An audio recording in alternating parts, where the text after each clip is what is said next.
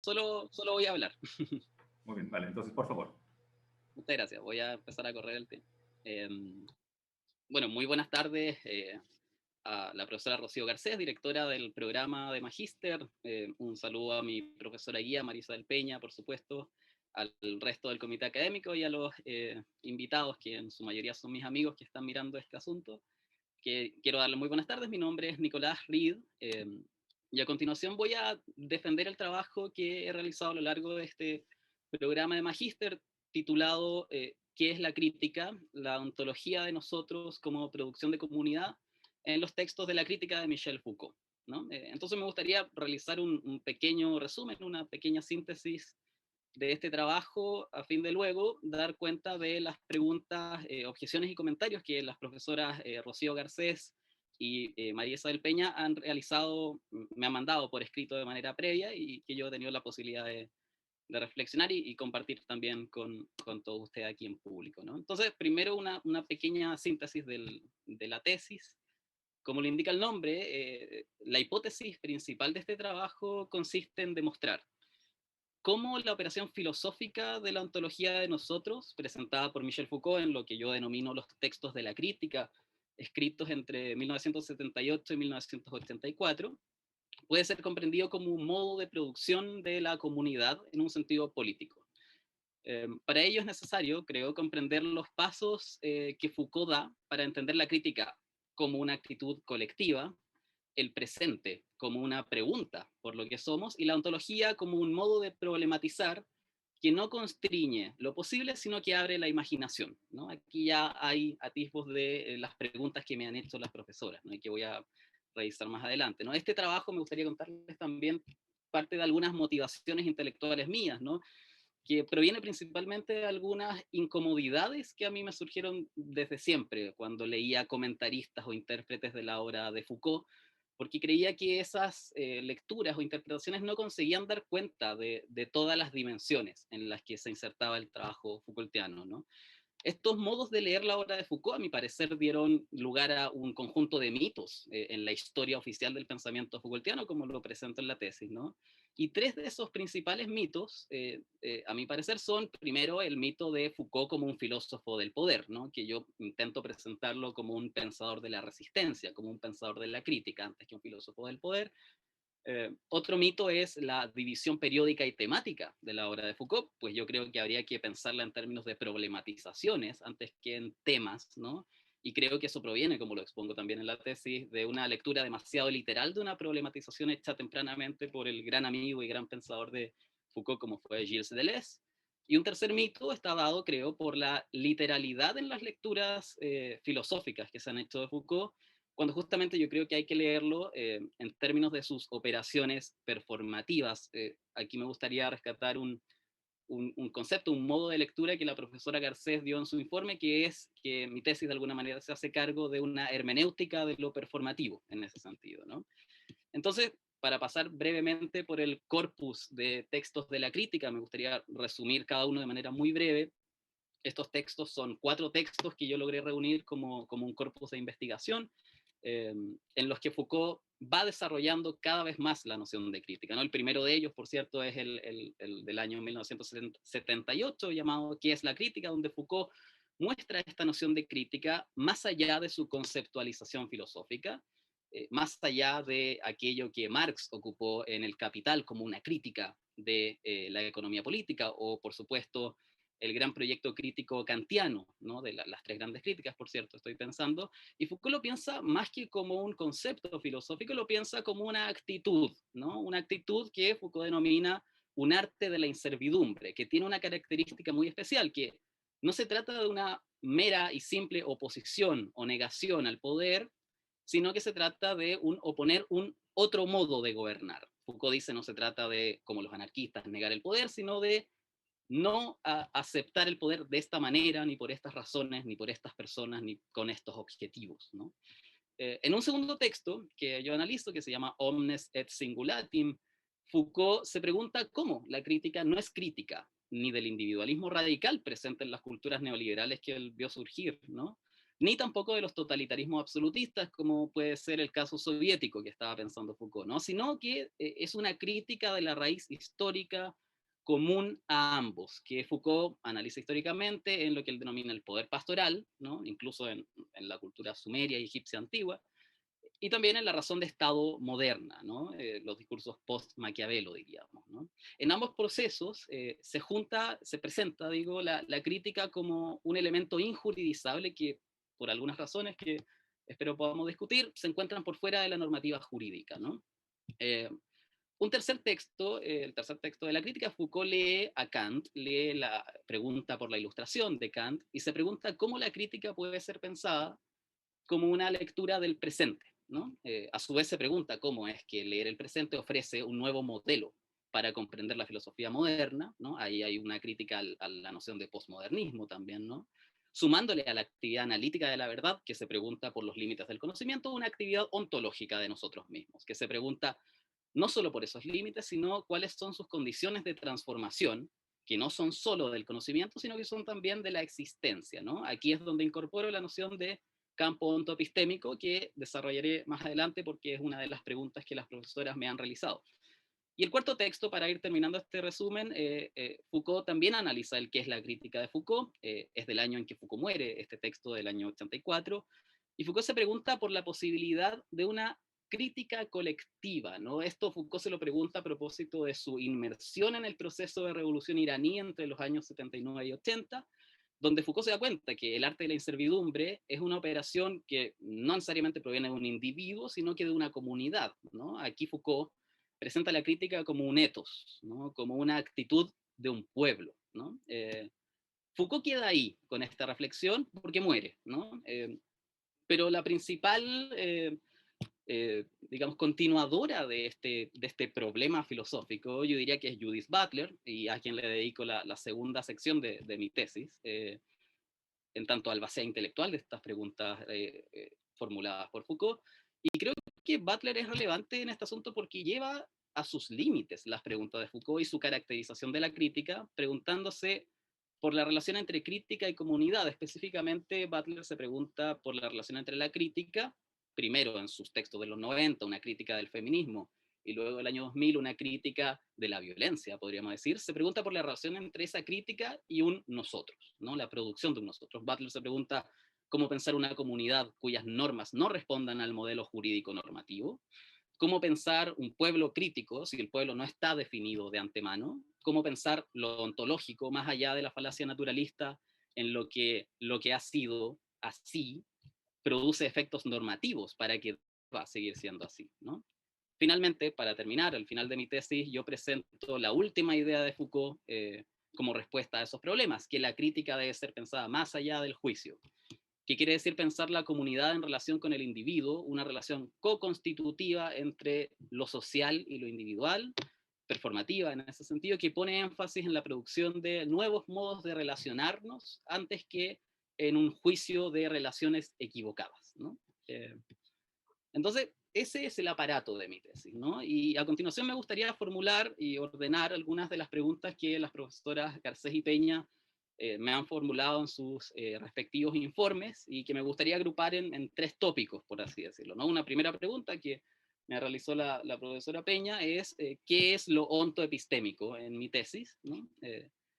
Una segunda pregunta de la profesora Garcés, que es la pregunta por el lugar de la autonomía, yo diría, ¿no? Esta pregunta es un poco más compleja en el sentido en que tiene más elementos y también le voy a dedicar su sección en especial. Y la tercera pregunta en que ambas profesoras coinciden, de hecho, eso es muy interesante, que es la pregunta por el lugar de la imaginación en mi tesis, ¿no?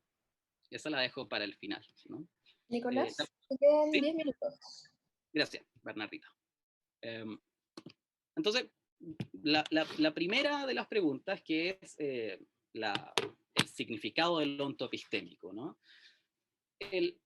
En la tesis yo utilizo la noción de campo ontoepistémico para referirme al conjunto de reglas que constituyen y regulan los modos de conocer y de ser en una comunidad determinada en un momento histórico específico, ¿no? Uso esta noción para tensionar otra noción muy cara a Foucault, que es la noción de episteme, ¿no? Y que la literatura secundaria, por cierto, ha abusado de ella, ¿no? creo que la noción de episteme, temprana en la obra de Foucault, reduce el problema a los modos de conocer el mundo, a su epistemología, por decirlo así, sin establecer un puente aún con la noción de ontología de nosotros, que es el objeto de mi tesis, y que se pregunta no solo por los modos de conocer, sino por cómo transformar esas reglas constitutivas del saber y del ser, ¿no?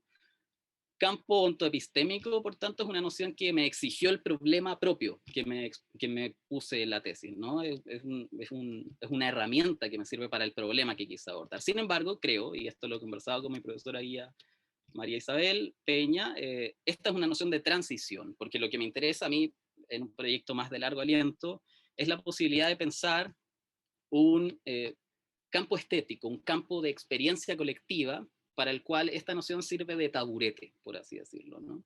Sin embargo, hay otra razón por la cual armé este monstruo del ontoepistémico, que a mí tampoco me gusta tanto, pero creo que sirve, ¿no?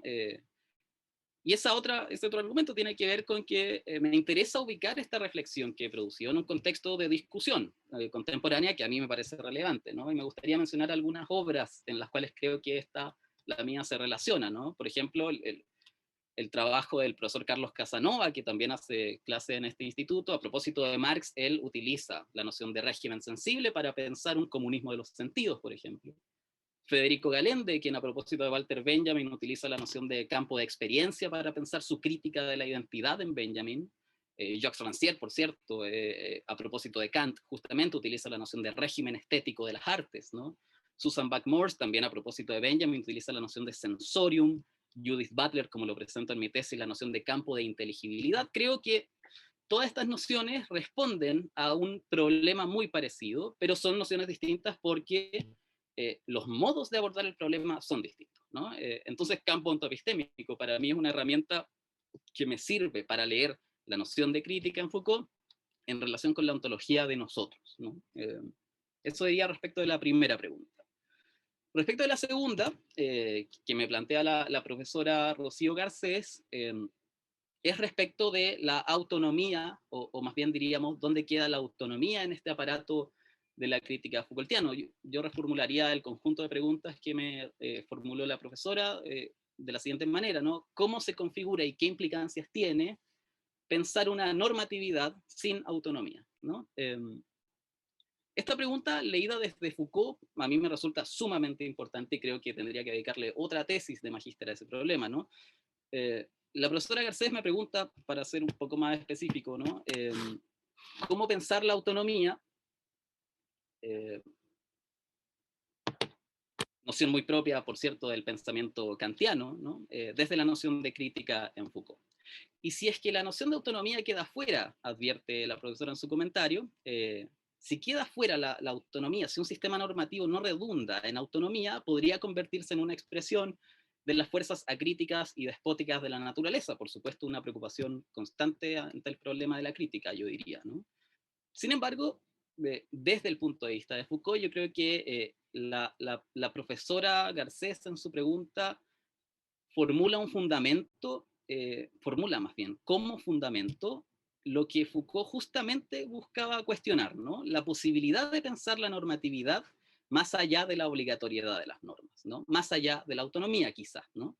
Creo que Foucault rechazaría el presupuesto de la obligatoriedad de toda norma, ¿no? Porque su operación es precisamente la de pensar la normatividad más allá de la obligatoriedad. La noción de crítica en ese sentido es una exploración sobre lo normativo que requiere pensar más allá del modelo jurídico de obediencia, ¿no?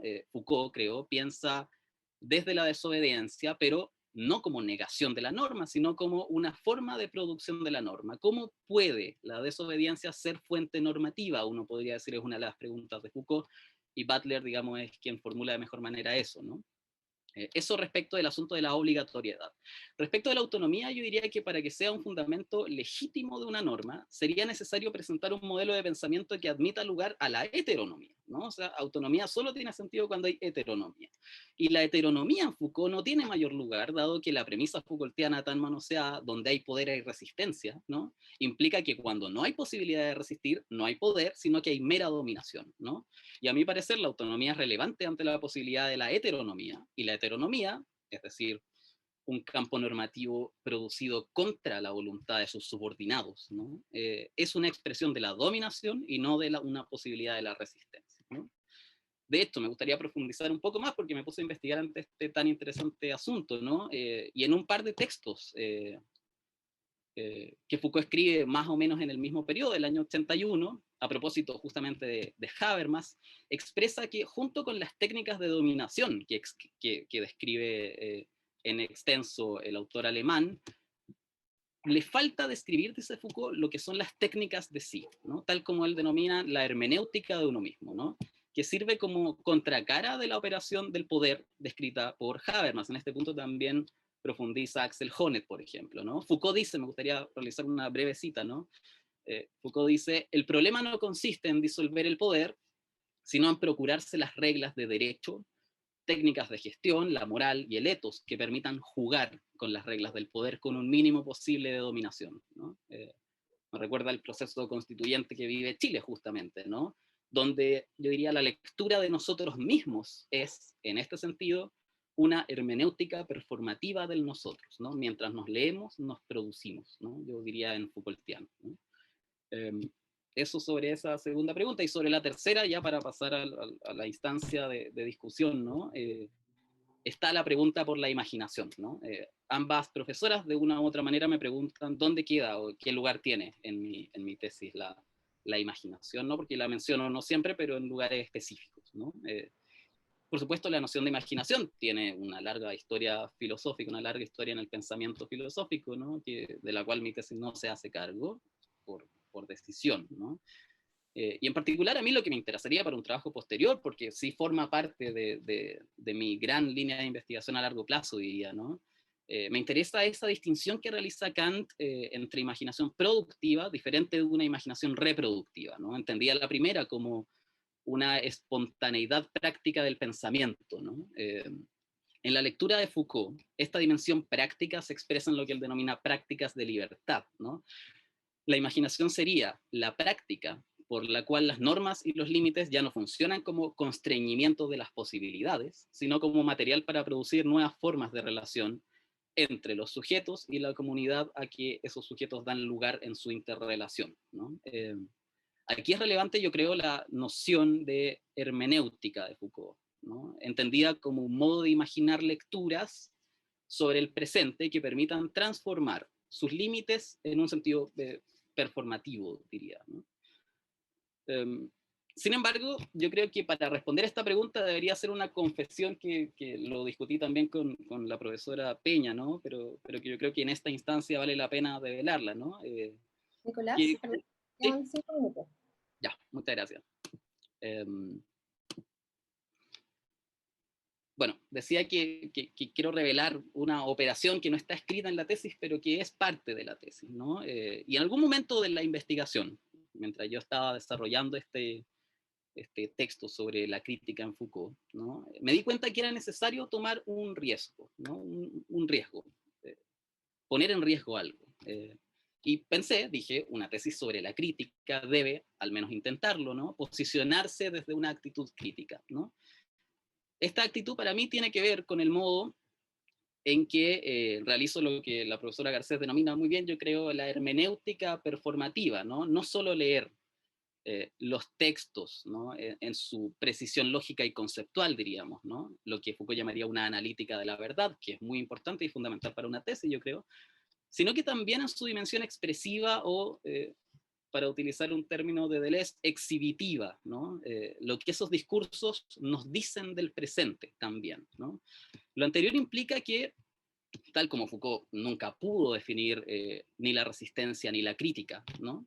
Yo no podría definir la imaginación, justamente porque no la comprendo como un concepto filosófico, sino como una práctica, ¿no? Y creo que en mi trabajo esto se expresa en el tratamiento de los textos sobre Kant, por una parte, ¿no? No me interesa ir a buscar la verdad de los textos sobre Kant, sino que me interesa la lectura de Foucault sobre Kant, que por supuesto no es canónica, ¿no?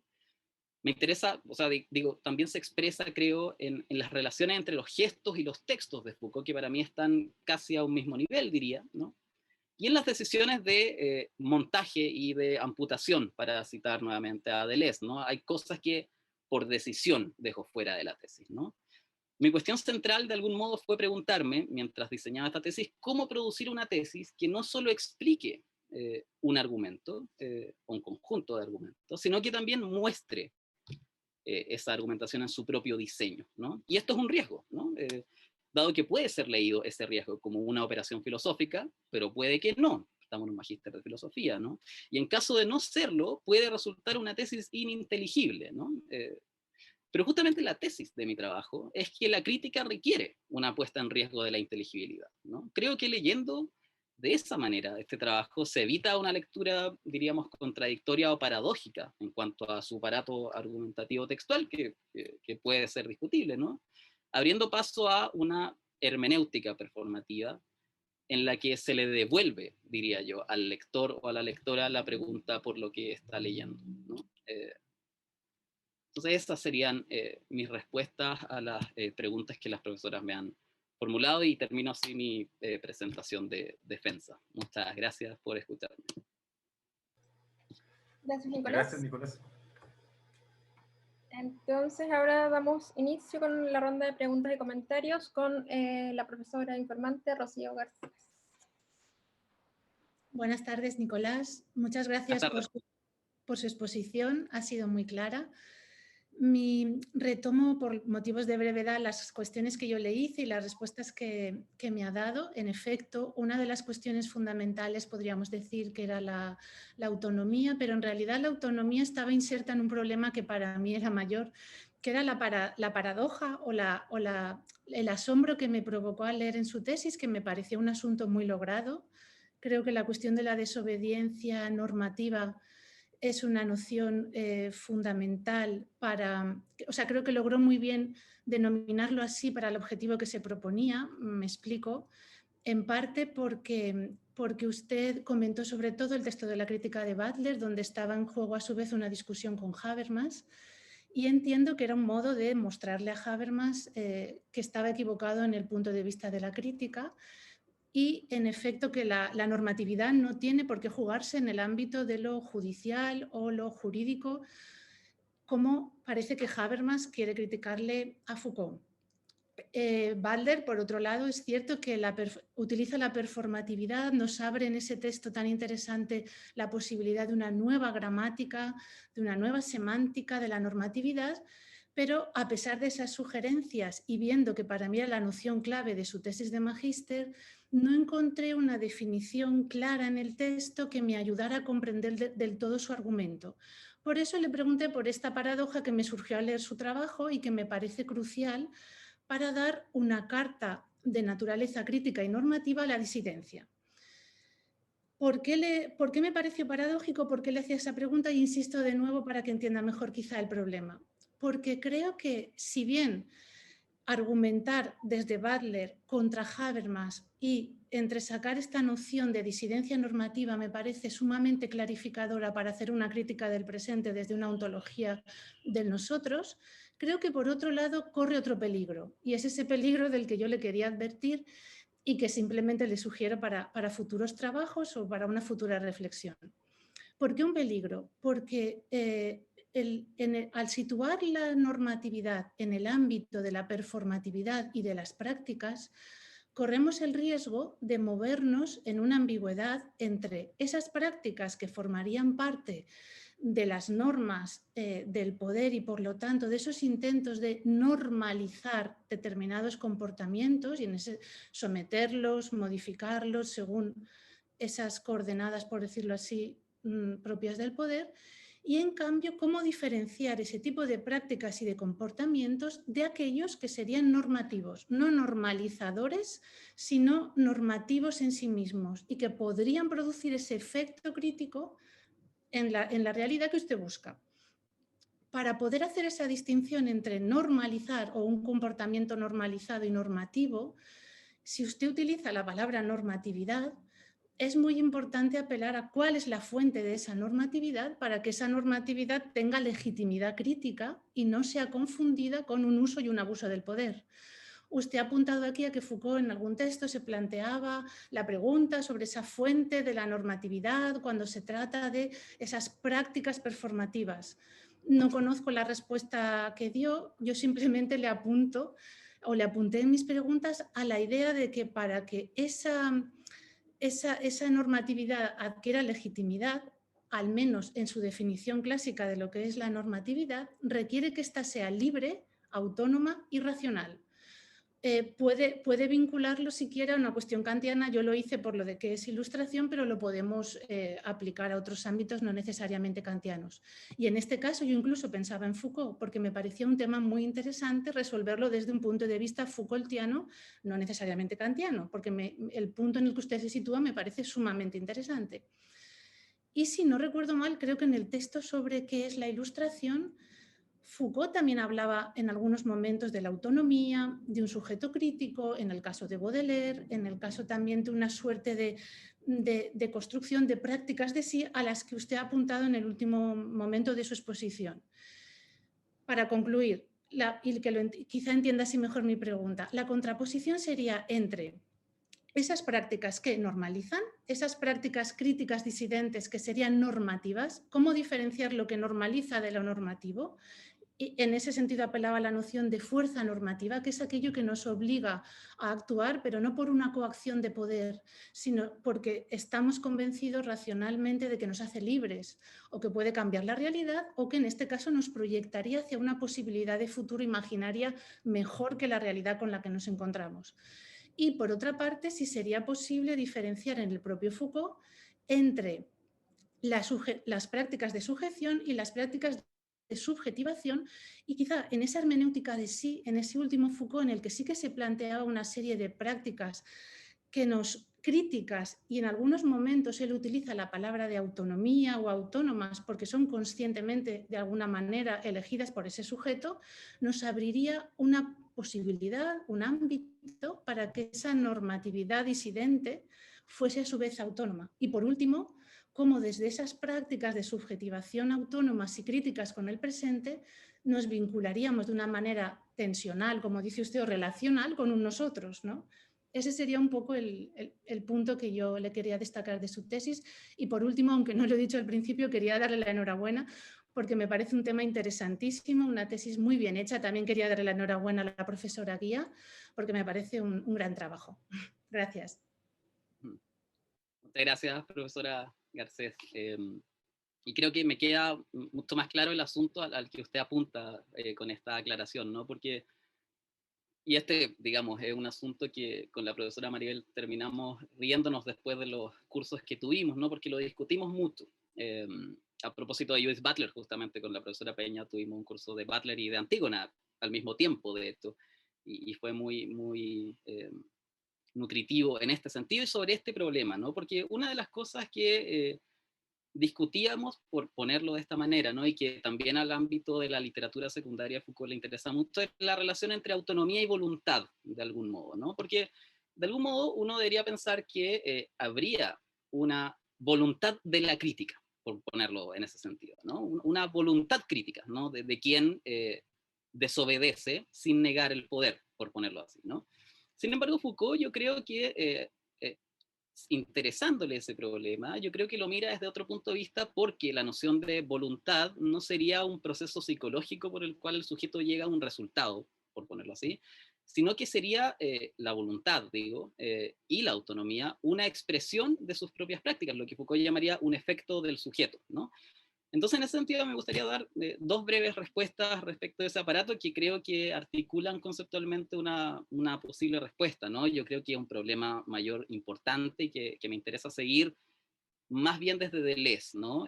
Porque creo que ahí hay un campo mucho menos explorado y más rico para esta pregunta, ¿no? Sobre todo pensando en un texto recientemente traducido al inglés del académico Willy Thayer llamado Tecnologías de la Crítica, en el que aborda particularmente este problema, ¿no? Y yo diría que, primero, para diferenciar la idea de una normalización de una norma o de una normatividad, ¿no? A mí me gustaría resaltar un asunto que está en mi tesis, pero que quizá no tiene un lugar principal, ¿no? Que es esta noción que utiliza Judith Butler de assujettissement, ¿no? En francés, que assujettissement tiene esta anfibología, ¿no? En que significa que algo está sujeto por otra cosa, ¿no? Pero también el proceso de subjetivación, ¿no? El proceso de subjetivación por el cual el sujeto también termina sujeto de otra cosa, ¿no? Y ahí se me aparece mucho Althusser, ¿no? Luis Althusser, quien justamente es la referencia inmediata de Judith Butler para decir, en simple, ¿no?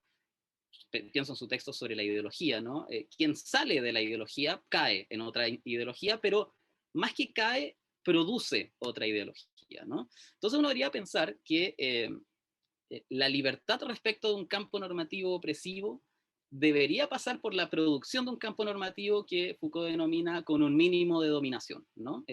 Y la distinción, yo diría, entre normalización y normatividad estaría dada por la lectura que se hace de esa práctica y no en la voluntad interior de un sujeto que la pretende, ¿no? Entonces, desde el punto de vista Foucaultiano, por cierto, ¿no? Hay respuestas de otro tipo desde otras fuentes teóricas, pero yo creo que en ese sentido es interesante, ¿no? Y es interesante por una segunda razón, creo, ¿no? Que es la secuencia de teoría del lenguaje que realiza Butler para llegar a este asunto, ¿no? Y yo creo que en el debate dado, digamos, entre John Austin, ¿no? John Searle, el mismo Derrida, ¿no? Y Judith Butler realizando esa misma lectura del performativo, ¿no? A mí se me parece una distinción que es bien interesante para este punto, yo creo que permite otorgar nuevas herramientas para responderlo, ¿no? Que es la noción de que el performativo hasta antes de Austin al menos, ¿no? Podía ser entendido, o más bien, no hablemos solo del performativo, los actos de habla podían ser entendidos respecto de si son verdaderos o son falsos, ¿no? Digamos, con Austin tenemos la posibilidad de decir que un acto de habla, más que verdadero o falso, puede ser fallido o exitoso, ¿no? Digamos, cuando te declaro Queen Mary II al barco, ¿no? Sería difícil preguntarse si es verdadero o falso que el barco se llama Queen Mary II. Habría que preguntarse si el acto de bautizo fue exitoso o fue fallido, ¿no? En ese sentido, yo creo que es importante el giro que da Butler, porque justamente un acto de habla, que Butler, recordemos, no solo lo remite a los actos de habla, sino a los actos performativos del cuerpo y de los cuerpos en su relación, de hecho, las asambleas, etc. Para presentarlo, para que quede claro el ejemplo, ¿no? En el campo de la heteronormatividad que describe Butler, ¿no? Uno debería decir que ante una heterosexualidad dominante en una sociedad, el homosexual no es un heterosexual falso, ¿no? Sino que es un heterosexual fallido desde esa lógica, ¿no? Sin embargo, lo que dice Butler es que el homosexual en un sistema heteronormativo, fallido desde el punto de vista del poder, diríamos, ¿no? Desde el punto de vista de la resistencia, sigue siendo un sujeto que forma parte de esa comunidad, o de ese, diría, campo ontoepistémico, ¿no? Y en esa medida, lo que hace Butler, leyendo también a Althusser, ¿no? Es mostrar que el fallido o el outsider, por ponerlo así, sigue formando parte de la comunidad y forma parte en la medida en que sea reconocido parte de esa comunidad y mientras es reconocido por ella, la comunidad se extiende en sus modos de ser, por así decirlo, ¿no? Entonces yo, digamos, cambiaría el foco de la pregunta sobre lo normativo y la normalidad mirándolo, digamos, a posteriori, ¿no? O sea, uno no podría definir de antemano cuál es la dimensión crítica en términos normativos de una acción, por cierto, ¿no? Eso yo creo que queda claro, sino que es una lectura del presente, ¿no? Justamente cuando uno logra decir, ah, esto es normativo y esto es opresivo, está realizando una lectura del presente y con ello, ¿no? Performativamente constituyendo lo que esa comunidad es, ¿no? Entonces yo creo que esos dos asuntos pueden servir o sentar bases para responder a esta pregunta que usted me realiza, profesora.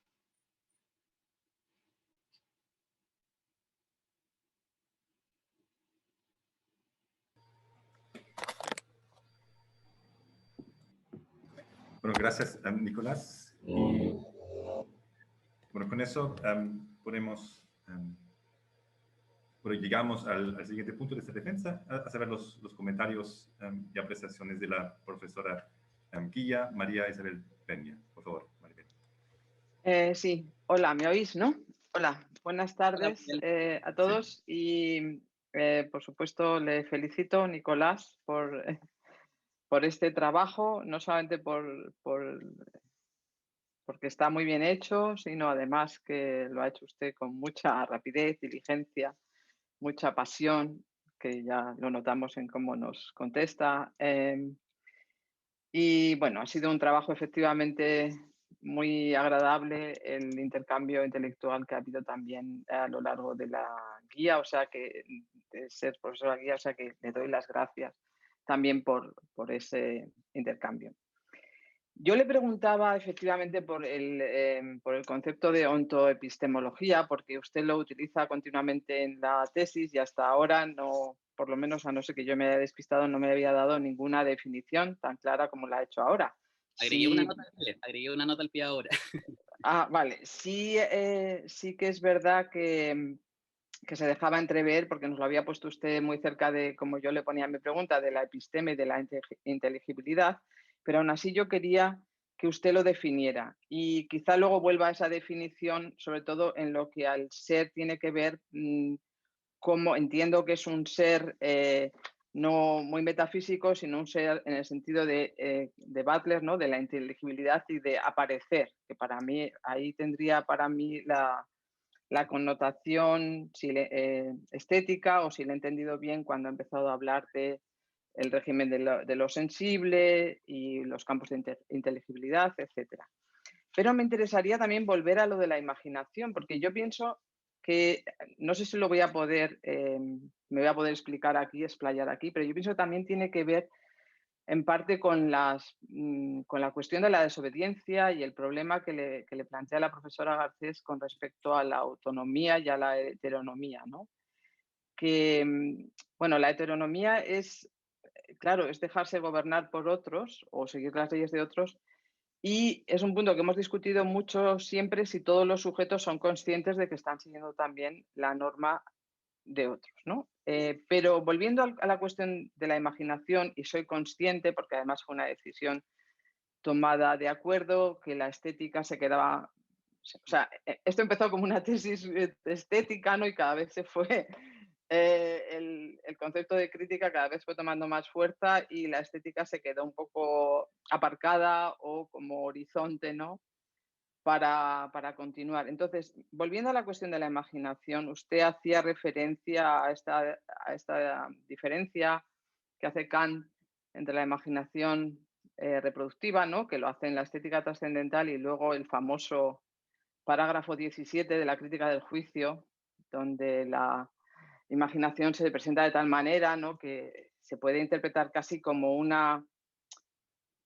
como que toma las riendas, ¿no? En las facultades, y se convierte más o menos en una imaginación que es racional, o sea, que es la razón, que es la que... Entonces, visto así, desde esa imaginación que usted nos presentaba como una imaginación productiva, y por tanto lo acerca usted a la cuestión de la práctica, ¿no? Pero es una imaginación que también tiene en el horizonte, o sea, no es una imaginación para Kant, ¿no? Y creo, por lo poco que he podido ver de Butler, de su último libro, creo que tampoco va en esa dirección. O sea, no es una imaginación anárquica, no es una práctica anárquica, ¿no? Efectivamente, usted también lo dice con respecto a o Foucault también lo dice con respecto a la cuestión de la desobediencia, no se trata de ninguna anarquía, pero tiene que haber una especie de orientación, ¿no? Y mi pregunta es, ¿qué sujetos? O sea, es que esto lo hemos discutido mucho en las clases. O sea, yo mientras le hablaba la profesora Garcés, he pensado inmediatamente, claro, ya tenemos el problema de la voluntad, ¿no? Ya tenemos el problema de la voluntad. Porque el problema que tenemos con Foucault, pero yo creo que mucho más con Butler, y por cierto, creo que en el texto primero que escribió Foucault, en esa discusión que hubo, ¿no? En la Sociedad Francesa, donde presentó el texto, también se le plantea la pregunta de la voluntad, ¿no? Y si no me equivoco, Foucault dice que todavía no lo ha pensado de todo. Porque siempre que tenemos la cuestión de la voluntad, y también yo la quiero relacionar, insisto, con la cuestión de la imaginación, nos vemos en el problema de, bueno, claro, lo más inmediato es quién imagina, ¿no? Entonces, bueno, es un sujeto hecho de prácticas, o sea, no es un sujeto a la Descartes, ¿no? Es un sujeto que, que nos vamos haciendo nosotros mismos en las mismas prácticas, en las mismas tal, pero hay un momento en que incluso para la desobediencia, o sea, incluso en ese momento de decir, no quiero que me gobiernen así, porque lo que dice Foucault es, yo no me refiero yo no quiero decir que la gente dice, no quiero que me gobiernen, ¿no? Volvemos a la cuestión de la anarquía, sino no quiero que me gobiernen así, quiere decir que ahí, insisto, primero, algo que se sale, que en algún momento me permite ver eso, o sea, que ya no estoy solamente sometido, como usted hablaba, citando a Butler, no estoy solamente o absolutamente sometido a esas prácticas que me constituyen como son, porque de alguna manera, en algún momento, puedo decir, no quiero que me gobiernen así. Y ese no quiero, claro, habla de esa voluntad otra vez. No sé si me explico, Sí. pero, o sea, espero sí haberme explicado para que vea usted también por qué pienso que es necesaria esa relación con la imaginación, ¿no? Porque si quiero imaginar, por ejemplo, como propone Butler, una comunidad, ¿no?, donde hay una interdependencia y quiero imaginar esa comunidad, o sea, tengo que ser en algún momento, tengo que ser capaz de salirme de esas prácticas. No sé si me explico, ¿no? O sea, visto desde el punto de vista feminista, es lo que decía Irigaray. Es posible que la mujer imagine, o sea, si ha estado siempre sujeta, ¿no?, si siempre está en estas prácticas, es posible que haya ese momento. Bueno, ahí me quedo. Si no, pues proteste usted y dígame que no me ha entendido para nada. No, sí, la entiendo sobre todo porque esta pregunta tiene un subtexto ya de casi 2 años, ¿no? Pero se me Sí, ocurren, soy muy pesadita, no muy pesadita, se muy me, se me insistente. ocurren, se me ocurren 2 maneras nuevas de responderle, ¿no? Y una tiene que ver con una anécdota que me gustaría compartir y que está expresada también en la tesis, aunque pasa más o menos desapercibida, ¿no? Porque es un asunto interesante. Hace unos años fui a Perú, y en una feria libre de libros me encontré algo así como $3 la primera edición castellana de la crítica del juicio de Kant, ¿no? En sus 2 tomos empastados. Primera traducción del año, si no me equivoco, una traducción española de 2 doctores en filosofía que la tradujeron del francés, que es del año 1879, si no me equivoco. Y en esa traducción yo la ocupé por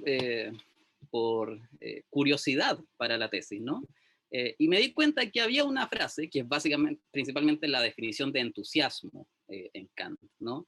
Que es definida, y aquí tengo la tesis a mano, es definida por esta traducción muy antigua, ¿no?, y muy mala, por cierto. El entusiasmo es una afección en que la imaginación ha sacudido el yugo, ¿no? Dicen estos traductores, ¿no?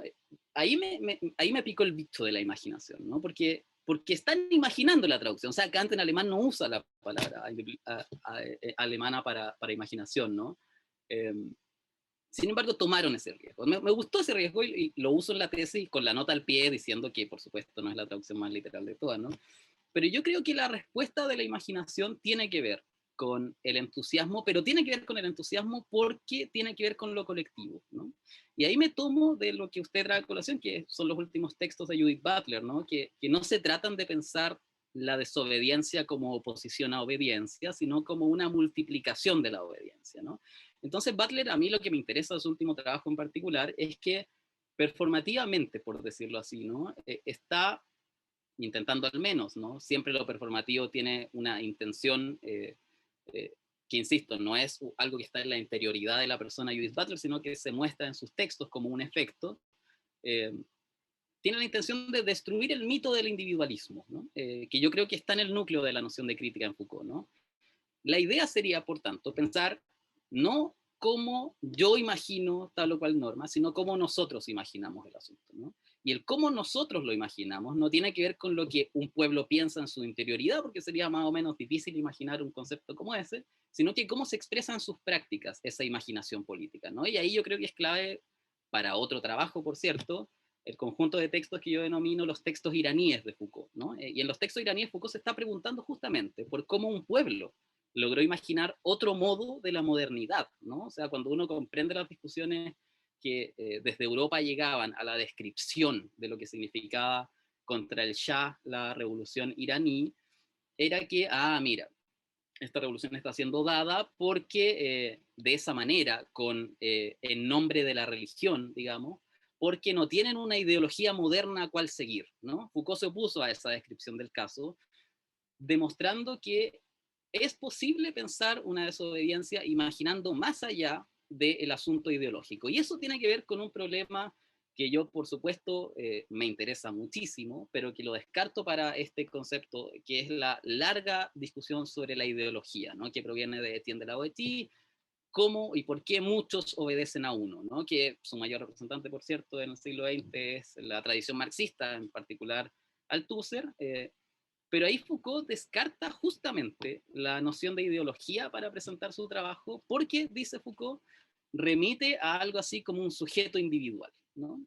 Y el que remita a un sujeto individual permitiría pensar o imaginar que es un sujeto individual el que tiene la voluntad de realizar una actitud crítica, ¿no? Y eso yo creo que no es así. Por eso mi tesis, digamos, se trata de la ontología de nosotros mismos como producción de comunidad, pensando en que el agente, por así decirlo, por decirlo de esa manera, el agente de una actitud crítica no es un individuo, sino que es una colectividad, ¿no? Yo creo que aún no tengo un concepto tan determinado para llamarle a esa colectividad, digamos que momentáneo es también la noción de comunidad que utilizo, ¿no? Porque también comunidad está inserta en otras discusiones, ¿no? Que van desde la noción de comunismo hasta las discusiones más liberales, diría yo, sobre el comunitarismo, ¿no? Entonces, ese asunto yo creo que es importante, y para terminar me gustaría profundizar también en este aspecto con el texto que yo considero prolegómeno a los textos de la crítica, que es el texto del año 69 de Foucault, llamado ¿Qué es un autor?, donde defiende justamente el asunto de las críticas que le hacían, de que estaba creando familias perversas al mal citar a Marx, ¿no? Los marxistas más ortodoxos le criticaban a Foucault en las palabras y las cosas que citaba de mala manera a Marx, ¿no? Yo creo que el presupuesto, y Foucault lo expresa, digamos, el presupuesto de esas críticas son que habría una intención en Marx que ya ha sido descifrada, ¿no? Intenciones que recurren a la interioridad y a la biografía de Marx, digamos, por ponerlo de esta manera, ¿no? Y que han sacado la verdad de Marx, ¿no? Lo que hace Foucault justamente es sacar el discurso marxista de esa tradición mucho más comprometida con la verdad, digamos, para decir, bueno, los textos y los discursos filosóficos, tales como las prácticas sociales en general, están dispuestas a la lectura de cualquiera, ¿no? De cualquiera en el sentido de cualquiera que forma parte de esa comunidad, ¿no? Entonces, por eso yo creo que la cuestión, para terminar, tiene que ver con la noción de hermenéutica en un sentido profundo, pero la noción de hermenéutica entendida no desde el punto de vista de un sujeto que lee un objeto, sino de cómo una comunidad le da un lugar a un problema, ¿no? Y a eso yo llamaría más bien una lectura en el sentido performativo que trato de desarrollar en la tesis, ¿no? El leer algo ya implica darle un aparecimiento, como mencionaba usted, Maribel, ¿no? Eso yo creo que es como el modo que me interesa para abordar esa pregunta, ¿no? ¿Tengo todavía tiempo, Bernardita? Sí, ¿no? Tengo todavía tiempo. ¿Perdón? Sí. Bueno, son muchas cosas las que me ha contestado usted, y yo con algunas no sé si podría ir con usted rápidamente. Por eso voy a empezar por algunas. Cuando usted hablaba de la cuestión del entusiasmo, por ejemplo, ¿no? Que ha empezado, cuando me hablaba de la imaginación, ha empezado, bueno, contando la anécdota y hablando del entusiasmo, que lo ha citado usted de una manera muy, muy divertida. ¿Cómo decían que decían los traductores que el entusiasmo era ¿cómo habían traducido? ¿Se acuerda? Sí, lo tengo aquí. El entusiasmo es una afección en que la imaginación Sí. ha sacudido el yugo. Ha sacudido el yugo. Bueno, efectivamente, bueno, es muy curioso lo del sacudido el yugo, porque no es una casualidad que el entusiasmo aparezca en Kant no bajo el concepto de lo bello, sino bajo el concepto de lo sublime, con lo cual, también esto lo hemos hablado algunas veces, esa imaginación que más que estar desbordada, sí, más que estar desbordada, está desbordada efectivamente, pero no porque esté fuera del yugo de la razón, sino porque intenta darle a la razón lo que quiere. Pero en cuanto a este juego de lo individual y lo colectivo, por lo menos desde el punto de vista kantiano, el entusiasmo crearía una colectividad muy poco deseable, o sea, por lo momentáneo y por lo violenta, ¿no? Y yo entiendo que no es por ahí por donde está yendo usted con respecto a esta cuestión del paso de lo individual a lo colectivo. A mí todavía me cuesta, bueno, ya lo ha dicho usted, ¿no? Llevamos ya tiempo con esto. A mí todavía me cuesta, sobre todo leyendo también a Butler, pensar que no hay ningún momento, o sea, que se puede pasar así, como si nada, a ese nosotros. Además, nosotros que Butler al principio consideraba difícil con respecto al feminismo, ¿no? O sea, consideraba que era difícil crear un nosotros.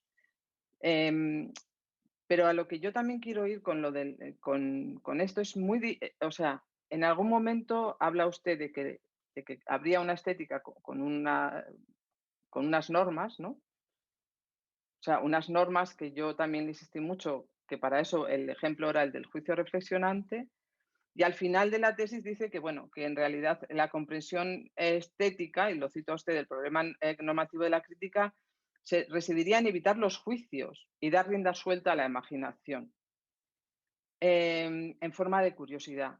Yo sigo pensando, o sea, me sigue quedando muy poco claro cómo se puede, pero bueno, creo que con esto no terminaríamos nunca, cómo se da ese momento de la colectividad. Ya sé que me va a decir, bueno, por la performatividad de las prácticas y de los saberes, etcétera, pero me cuesta mucho pensar que hay ese paso solamente, o sea, o directamente de no sé qué a la colectividad, a un nosotros, ¿no? Y sobre todo estaba pensando mientras le escuchaba en los mismos ejemplos que pone Foucault cuando habla de la desobediencia, ¿no? Y el problema de no querer ser gobernado, y se refiere, por ejemplo, también a la reforma, ¿no? Entonces, yo, claro, sí, lamentablemente, todavía al parecer con este límite pienso en individuos. O sea, sí pienso que, o sea, no quiero decir con esto que pueda ser o sea, que sea un individuo, que sea un sujeto que esté alejado de todo lo que lo constituye, ¿no? Pero no sé cómo se puede incluso practicar la crítica en el sentido de Aufklärung, ¿no? Tal y como está presentada por Kant, que es, bueno, para empezar, apela a todos, ¿no? Cuando dice atrévete a pensar, o atrévete a saber, o atrévete a eso, a ser autónomo. Y además distingue, ¿no? Hay una autonomía que no se puede tener cuando la razón es privada, o no se puede tener cuando el uso de la razón es público. Entonces, quiero decir, me sigue resultando problemático, pero bueno, quizás sea una cuestión de diferentes lecturas, como pasa en la filosofía. Pero muchas gracias. Gracias a usted, Maribel. Me gustaría solo apuntar al final que el individuo no salta a la colectividad sino más, ¿no? Yo creo que por eso tiene mucho que ver con la historia, y me gusta tanto también la definición de Judith Butler de práctica, ¿no? Que es repetición estilizada de actos, ¿no? Y que sea una repetición estilizada de actos implica que no es que yo en la mañana me vista de mujer y sea mujer, por cierto, eso lo hemos discutido 1000 veces, ¿no? Sino que tiene que ver con una producción de la historia, y esa producción de la historia es algo que a mí me interesa mucho trabajar, ¿no? Porque creo que es un problema, digamos, un problema grande, ¿no? No es algo que yo creo haber resuelto en la tesis, ¿no? A mí me interesa desde el punto de vista de un Hayden White, por ejemplo, la metahistoria, ¿no? De cómo el historiador es también productor de un discurso filosófico, ¿no? Eso a mí me parece muy interesante, ¿no? Cómo de alguna manera leer la historia, no solo la gran historia universal, sino que la historia de las prácticas de cualquiera, incluso la biografía de uno, ¿no? es una hermenéutica de sí, ¿no? O sea, el que yo dé una lectura de mis prácticas es el modo en que puedo formar parte de una comunidad, ¿no? Porque, digamos, leer no es un acto individual, a eso voy, ¿no? Sino que es un acto principalmente colectivo. Entonces, claro, digamos, queda rebotando aquí la pregunta por la hermenéutica, ¿no? Que en Foucault, ¿no? No solo la hermenéutica de sí, o más bien, entendiendo la hermenéutica de sí como una hermenéutica del presente. Eso. Okay. Gracias, Nicolás. Gracias, Wolfgang. Con esto se termina la parte pública de esta defensa de tesis. Entonces quisiéramos pedir al público de dejar esta reunión para que ahora el comité pueda deliberar sobre la defensa y evaluar la defensa. Entonces quisiéramos pedir que salga